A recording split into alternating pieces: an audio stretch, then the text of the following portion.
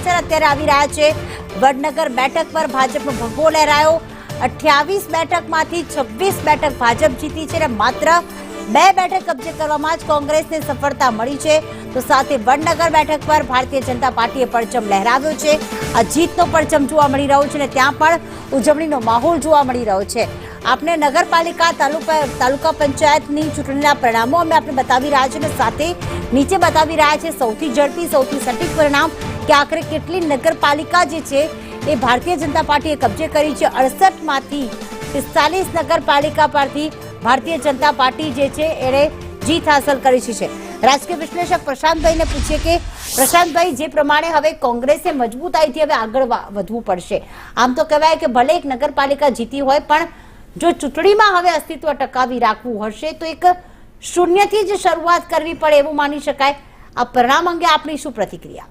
હમણાં પ્રીતિ આપ એવું કહેતા હતા કે કોંગ્રેસ માટે હવે પડકાર એટલે હવે આપણે 2014 થી બોલીએ છીએ અને પડકારથી આવકારની દિશામાં ક્યારે આવશે એ તો કોંગ્રેસને ખબર। પણ જોવાની ખૂબી એ છે કે જે પક્ષનું કોઈ અસ્તિત્વ જ નથી રાજ્યમાં, સમાજવાદી પાર્ટી, એ જો ભલે નામ ઉપર કાંધલ જાડેજાના નામ પર આખી જીતી જાય, આમ આદમી પાર્ટી કદાચ એ પણ ધીમે ધીમે અલિપ્ત થતી જાય છે, એ પણ જો એક આખી નગરપાલિકા જીતી શકે અને એની સામે ગુજરાત કોંગ્રેસ એટલે ગુજરાત જેણે બનાવ્યું એ કોંગ્રેસ એક નગરપાલિકા અત્યારે એક તો વચ્ચે ના બોલવું જોઈએ પણ આમ આદમી પાર્ટી નગરપાલિકા જીતી નથી। આ તમારી નગરપાલિકા જીતી નથી અને 13 બેઠકો મળી છે આમ આદમી પાર્ટીની। એટલે સલાયામાં આટલી પરિસ્થિતિ અને બાકી બધી જગ્યાએ માનો કે જુનાગઢ જેવું મહાનગરપાલિકા જે કદાચ એક સમય હતો, ગઢ હતો એમનો, ત્યાં ના હોય। એટલે આનો આપણી પાસે કોઈ આનો ઉકેલ નથી, કારણ કે ઉકેલ એટલા માટે નથી કે આપણે કંઈ બી કહીએ કોંગ્રેસે જોવાનું। આજે હમણાં વાત કરી ગુમાવવા પાછળનું કારણ શું? અલ્ટિમેટલી આની પાસે બે ત્રણ, એક ભારતીય જનતા પાર્ટી પ્રત્યેનો કોઈક જાતનો વિશ્વાસ, કોઈક જાતનો લોકોનો વિશ્વાસ, એની સામે વચ્ચે જનતાની વચ્ચે જે એક હાજરી, ઘણીવાર એવું હોય છે કે હાર જીત માત્ર એક ઇમોશનલ હાજરીથી થતી હોય છે। જે 5 વર્ષ આજે નગરપાલિકા 3 થી 4 કિલોમીટર રેડિયસનો જ હોય છે, એનાથી વધારે હોતું જ નથી। એટલે બંને ઉમેદવારો, ભાજપ હોય કે કોંગ્રેસ, અને ઉમેદવારો કે કાર્યકરો, એમને ચોક્કસ 5 વર્ષ તક મળે છે અંદર રહેવાની અને અંદર રહીને કામ કરવાની। કોંગ્રેસ પાસે ક્યાંય માનો સરકાર નથી, ભાજપની એટલે કોંગ્રેસ પાસે રાજ્યમાં કે જિલ્લા પંચાયત નથી, પણ એ જે તે નગરપાલિકામાં રહીને લોકોના કામ માટે અવાજ ઉઠાઈને કામ કરવાનું હોય છે।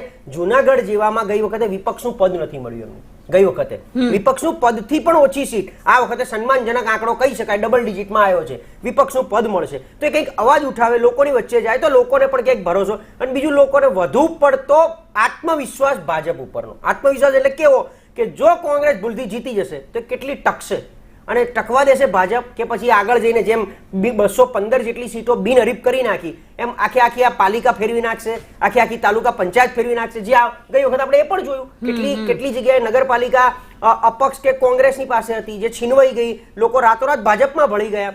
કોંગ્રેસના ઉમેદવારો એટલે આપનું કહેવું એવું છે કે કોંગ્રેસના ઉમેદવારને કદાચ જીતાડે પણ એમને એવો ડર છે કે કાલે ઉઠીને ભલે અમે કોંગ્રેસને મત આપ્યો છે પણ એ જ ઉમેદવાર એટલે કે એ જ જીતેલો જે સભ્ય ભાજપમાં જોડાઈ જશે તો શું એના કરતા ભાજપને જ મત આપીએ? કોંગ્રેસનો ઉમેદવાર ખેસ પહેરીને પ્રચાર કરવા જાય છે અને ભાજપના સમર્થનમાં બેસી જાય છે। આ વખતે આપણે જોયું ને એક બેન, એ લોકેશન હું ભૂલી ગયો છું હજી પણ। એટલે આવા દ્રશ્યો સામે આવ્યા છે, નહીતર નોટ ફોર વોટનું જોયું આપણે, પ્રશ્નો બધા ત્યાંના ત્યાં, નગરના નળ ગટર રસ્તાના મુદ્દા કરતા કોંગ્રેસે પોતાના કાર્યકર્તાઓને સાચવવાની જરૂર છે એવું કેવું છે આપનું? સાચવવા કરતા બી એમણે જજુમવું પડશે, લડવું પડશે। જો ભાજપ એવું કહેતું હતું કે જે અત્યારે કોંગ્રેસનો સમય છે, ઇમરજન્સી વખતે અમારો સમય હતો, એ પછી અમે આ બધું જોયું જ છે, સામ દામ દંડ ભેદ બધું, પણ હા કોંગ્રેસ પ્રમાણમાં ઓછું કર્યું જે તે વખતે, કારણ કે એ વખતે પૈસા હતા નહીં, અત્યારે બધું પૈસાથી થાય છે, એ વોટે પૈસાથી, નેતાએ પૈસાથી, પાલિકા પૈસાથી, આ બધું પૈસાથી થાય છે। એટલે એમાં કોઈ બીજી નવી કોઈ વાત નથી, પણ યસ એની સામે તમારે એટલીસ્ટ તમારી પ્રેઝન્સ, ફૂટપ્રિન્ટ જો બોલતી હોય રોડ ઉપર તો કદાચ લોકોને ક્યાંક એ પણ ભરોસો બેસે કે આને